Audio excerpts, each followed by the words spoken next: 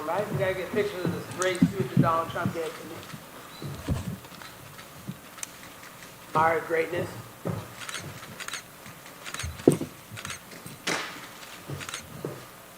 Make America great again. Make it free again.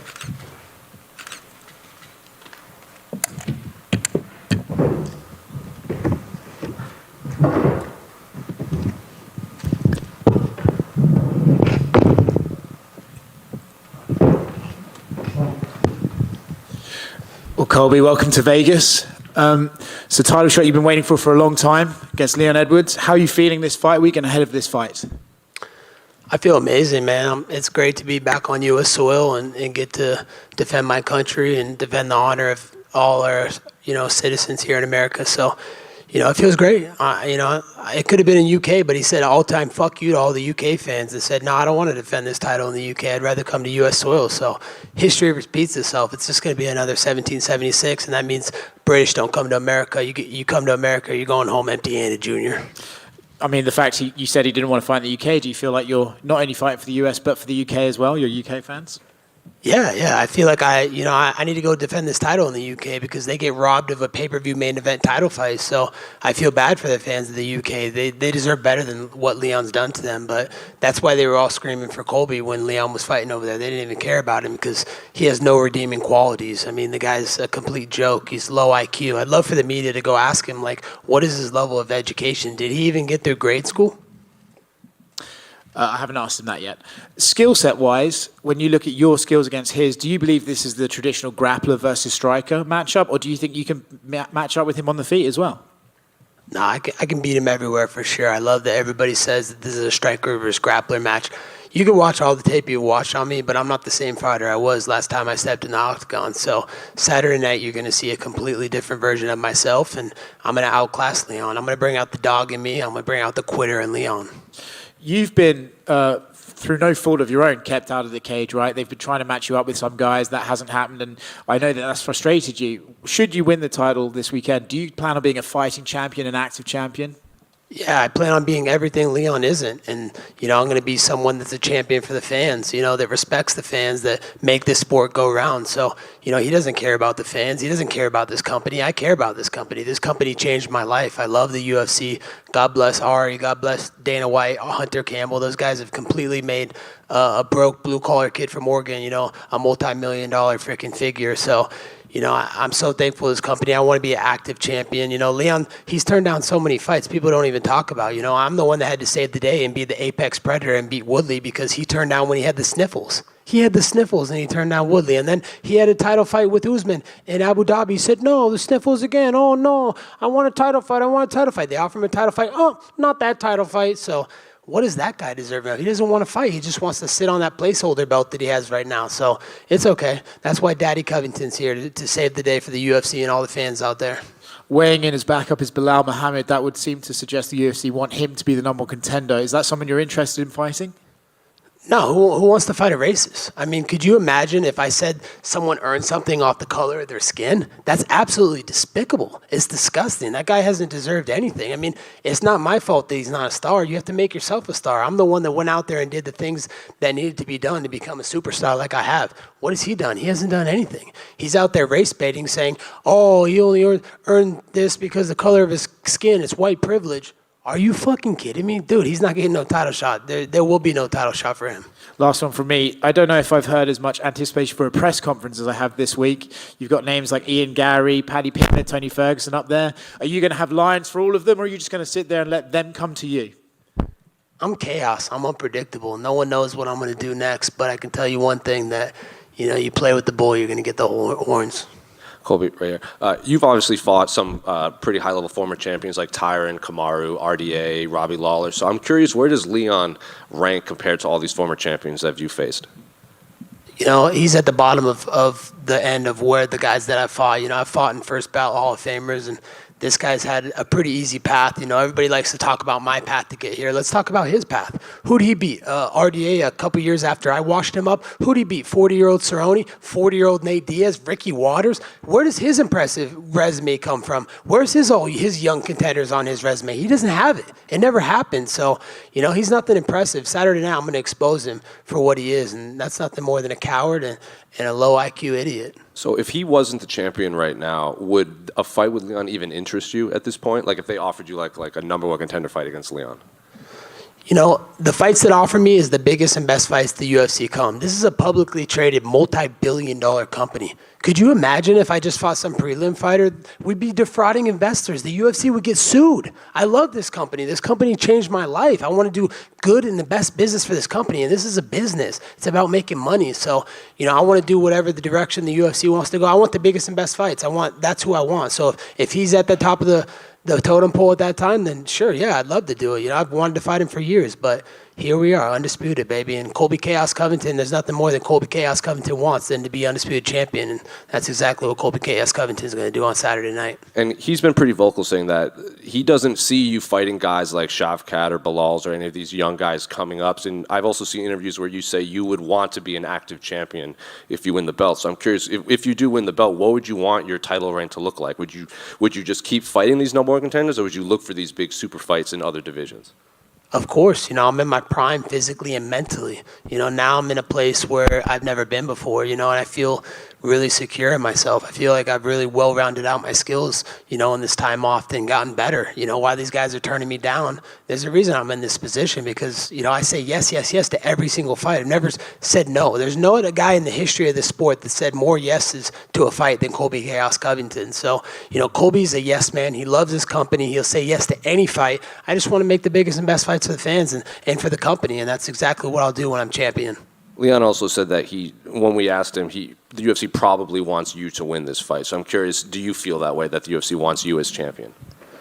You know, the UFC doesn't really have favorites. They don't care who the champions are going to be. They put the two best guys that are deserving of the shots, and they let them fight it out for us. So that's what's going to happen on Saturday night. Leon can keep making these excuses, keep saying this stupid stuff that no one believes. I mean, Saturday night it will determine who's the best fighter in the world, and there's no one more deserving of this title than me. Last one for me. There are rumors that maybe Donald Trump might put the belt around you if you do win. Is there any truth to that? There is truth to that. Donald Trump will be in attendance Saturday night, and he's going to wrap that belt around me. I love Dana White, but I've just asked Dana if, you know, he could let Donald put it around me. So, you know, it's going to be a spectacle. It doesn't matter who they put in there Saturday night. They could put the Hulk in there Saturday night. No one's beating me in front of Donald Trump. We're going to make America great again. We're going to make the UFC welterweight division great again because Leon's made an absolute joke of it. And Colby, to your right over here. For so long, really the only thing between you and the title was Kamaru. And since you guys parted, he's been on a skid. He's lost 3 in a row. Just kind of curious what you make of that. And do you feel like if you go out there, you win on Saturday, there's still maybe some unfinished business that he'll come back down to 170 and you guys will fight again?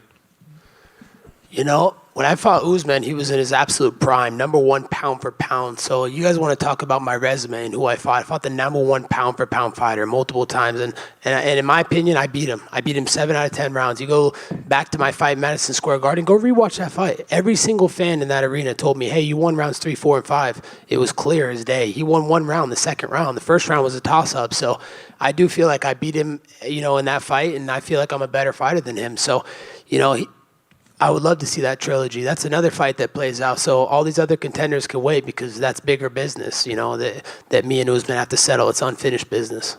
Thanks. Hey, Colby. With you not willing to give Belal a title shot, there is some welterweights on the card with you. Would you give a title shot to the winner of Shavkat versus Wonderboy, maybe Ian Gary? Any of those guys interest you? Who said I'm not willing? I'm willing to do whatever the UFC wants to do, and I don't make the calls around here. Last time I checked, Leon tried to call the shots and say, oh, Colby's not fighting for the title. No chance. No way Colby's fighting for the title. Where are we here today? We found out who called the shots. None of us fighters call the shots. It's up to the company. It's up to Hunter Campbell, Dana White, Ari Emanuel. These are the guys that call the shots. So whatever they decide is the biggest and best business for this multi-billion-dollar publicly traded company, then that's what we'll do next. Was there a reason why Dana did not let you walk out with Trump this Saturday? Yeah, there was a reason. He called me about that, and I asked Donald Trump if he could walk me out. I saw him at Mar-a-Lago before I left, and I got this suit signed by him, and he said he would walk me out. And then we called the UFC and Dana, and he said logistically, Colby, it would just be too tough. He has almost 100 Secret Service that come with them, and it would be too much mayhem to get you to the cage and get him there at the same time. So unfortunately, Donald Trump won't be able to walk out with me, but he'll be cage side, and I'll give him a hug before I enter that octagon, and I'll see him cage side, and he'll be putting that belt around my waist Saturday night. Speaking of Kamaru Usman, what do you think of his fight against Khamzat Chimaev?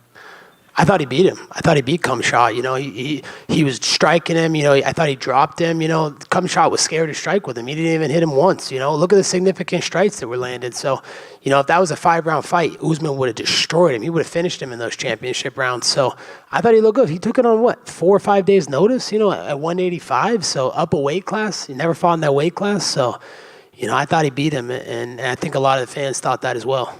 And finally, for me. Earlier this week, you called Sean Strickland an excuse of a human being. What's up with that? Dude, can you not all relate? I mean, the guy said that women only belong in the kitchen. If you told that to my friend Candace Owens, she would literally run circles around him and make him look like the amateur jabroni that he is. I mean, the guy's the easiest fight in the division. I mean, there's a reason that he ran away from my division, because he couldn't cut it. So, I'm just speaking facts and what everybody believes and thinks as well. Colby, down here to your left. You said that Leon is a quitter. Is that just the summation that you've made from what you saw in his fight with Kamaru Usman, or was that something that you saw in him beforehand?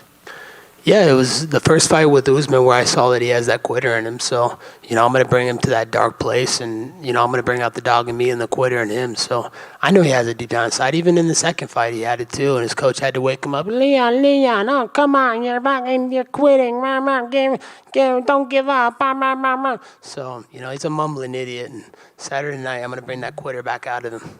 And obviously, this is your third opportunity of getting the undisputed title. Would it be a lot sweeter for you getting it this time around than first time, considering you've picked yourself up the metaphorical canvas twice to do it? Absolutely. It's the same path and journey that Donald Trump's had to go on. We've been cheated out of, titles, out of, his presidency, out of my last undisputed title in Madison Square Garden. But there's one thing about me and Donald Trump, and that's when we face adversity, we can be delayed, but we will not be denied. And final one for me, if there's one thing that impresses you about Leon, what is it? The guy has no redeeming qualities. He's not likable. I mean, literally, the guy's made a joke of our division. He wants to sit and not fight anybody. He just wants to sit on the reign forever as the placeholder. So there's literally nothing I can say good about Leon. This fight's personal. He has what I want, and that's the undisputed title. And there's nothing more that Colby Covington wants than that undisputed title. So Colby Covington gets what he wants. Colby, right here. Over here. Just wanted to get your thoughts, right here, brother. Just wanted to get your thoughts on the Nelk boys and your relationship. I know you just signed with Team Happy Dad. We've seen you working out with Kyle in Miami. What's your relationship with those guys like right now? Yeah, I got a great relationship with the Happy Dad team and the Nelk boys. Big shout out to Kyle Forgard. He did a lot of training with me this camp, and that guy has the dog in him. So it was great to train with a guy that has the dog in him. He was able to push me to a level that I didn't think I could be pushed to. So we got some great strength and conditioning training in together, and I feel like that's going to make a difference on Saturday night. Colby right behind him. The UFC recently went to Miami again for the first time in a long time, and looks like they're heading back soon. Now that Miami is back on the travel schedule, is that one of your bucket list items before you call it a career? Absolutely. Everybody knows I'm the king of Miami. I run those streets. I train in the heart of Miami, in Hialeah, Miami. So, no one's more Miami than me. I've been there for 15 years now. So, I love representing the 305. I put them on my back every time I go into fight. Everybody knows I love my South Beach Mamacitas. They're the ones that give me the best cardio for my fights, the bedroom cardio. That's why I'm the cardio king. So, yeah, I would love to fight and headline in Miami. I mean, who knows? Maybe I'll come and show up and fight in March. I think that's a good turnaround time. So, hopefully they'll let me headline that March Miami show. Or if not, maybe we can come back in the summer or before year's end. I asked Dana earlier in one of the contender conferences about potentially having UFC 305 out in Miami. Is that something you'd like to do? Oh man, that would be so incredible. I love the sound of that. I think that's a great storyline, and no better way than Miami's son, Colby Covington. So I'd love to do that. That'd be a dream come true, and it'd bring the best out of me fighting him in my backyard and getting to sleep in my own bed. It'd be so amazing. I wouldn't turn down a home day like Leon would. And last one for me, obviously, you and Kamaru Usman have had one of the most historic and heated rivalries in the UFC, but he's showing you a lot of respect going into this fight week. I mean, what do you make of all that respect he's been giving you? Yeah, it was definitely surprising. It caught me off guard. I really don't know what to make of it. I haven't really processed it fully, but I can tell you one thing is that he spent 10 rounds in that octagon with me, and he knows what I'm capable of. He knows the dog that's inside of me. So, he's only speaking truth and facts, and shout out to Marty. Thank you. Colby, hey, I'm here. Shavkat Rakhmonov said that he will bring the belt to Kazakhstan next year. Will you be ready to face him if you become a new champion? Whoever the UFC deems necessary, that's who I want to fight. If it's Shit Rat, if it's Islam, if it's fucking Sean Strickland. The one thing's for sure, I'm going to make welterweight division great again. I'm here to stay, and if these guys want to fight me, they're going to have to come to my division. So, like I said before, it's a publicly traded company, multi-billion-dollar company. I love this company so much, changed my life. So I want to do the biggest and best business for the company. So whatever Hunter, Dana, and Ari decide, I'm up for it, dude. I never said no to a fight. I've said yes to every single fight in my career. Never pulled out of one fight either. Will you be ready to fight more often if you become a champion? Of course. I've wanted to be more often and more active. This is because other people have been turning down fights. Khamzat Chimaev ran away from me. He was scared of my shadow. So, of course, he had to go up to an easy weight division. Everybody knows 170 is the premier division. It's the toughest division in the UFC. So, this is what most people on this earth walk around at, about 170 pounds. So, of course, Khamzat was scared to fight, and then there were some other people that were scared to fight, and, now we're here. All I can do is fight who they put in front of me. I can't go out there and fight some prelim guy because then they defraud the investors and they're going to get sued. So, anytime, anywhere, anyone. That's Colby Chaos Covington's moniker. Right here, Colby. Leon said ahead of this fight that he just doesn't want to fight you or when he wants to retire you. What's your response to that? Wow, it's the first time he opened his mouth this whole time. He was scared to fight me. He got forced to fight me, so he didn't want to fight me. He knows deep down inside what's going to happen on Saturday night and what Colby's coming after him. So what I have to say to that is he's definitely not going to retire me. I just signed a new contract with the UFC. I'm going to be a lifetime fighter, and I'm not going anywhere anytime soon. I'm physically and mentally in my prime, and the best is yet to come from Colby Chaos Covington. You said you want to make the welterweight division great again. Is there any thoughts about going up and making the middleweight division great once again? How can I I could probably make them both great at the same time, but, my focus is on welterweight. I want to make this division great again. I want to solidify myself as an all-time great and the greatest welterweight of all time, so I have a lot of work to do in welterweight, and luckily I'm young and 35 years young and in my prime and mentally and physically, so, I got a lot of work to do, and I want to clear out this division first before I go up to middleweight. So anybody who wants to fight, super fight or not, you're going to have to come to welterweight. Last one from me. You paraded the suit that you're wearing there before you came on with us. What's the backstory to it? Yeah, so the backstory is, it's a Make America Great Again suit. I got Donald Trump to sign it, so this suit is worth a pretty penny now. And then I got Trump's mugshot, his unlawful, indictment. What a joke, I can't believe they're using the justice system against us. Do you guys realize how corrupt this system is right now? Like they're weaponizing the judicial system, the DOJ. It's political persecution. They're scared of him. They know he's the greatest threat to the he's the greatest threat to the swamp. And, he stands for democracy, and they don't like that. There's a bunch of communist people running this country right now, and we need to get them out. Our borders are wide open. Inflation is higher than it's ever been. Our streets are burning, and we're sending money to Ukraine? For what? What about America? What happened to America first? That's what Donald Trump stands for, is America first. So right now it's America last. We need to make America great again. 2024 is our last stand. If Donald Trump doesn't get back in office, this country is done. Colby over here. Colby, I am curious, what did Donald Trump say when he saw his mugshot on your jacket? He loved it. He was like, man, that's creative. I love it. That's amazing. Then he gave me some advice on the fight, and then he just said, "Hey, man, I'm going to be in the arena Saturday night. Don't feel the pressure. Right? When I come, it creates a lot of pressure. He's the most famous person on planet Earth. There's no one more famous than Donald Trump. So he just said to just relax, be calm, and do what I do best: win championships, fight, and have fun. And we'll hang out and enjoy Mar-a-Lago afterwards." Going back to one of the previous questions, being a double champion is one of those things that seems to be very popular these days. Can I ask, what is it about welterweight? Do you just feel you perform best there? Because I'd imagine you go on a long win streak, that temptation has to be big.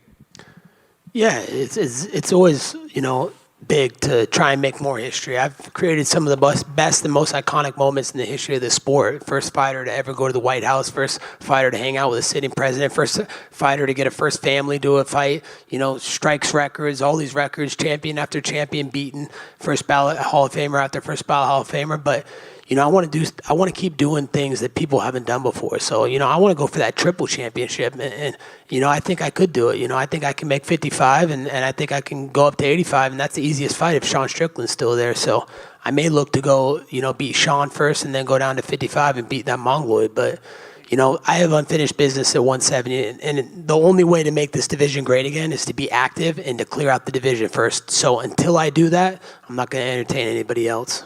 Thank you.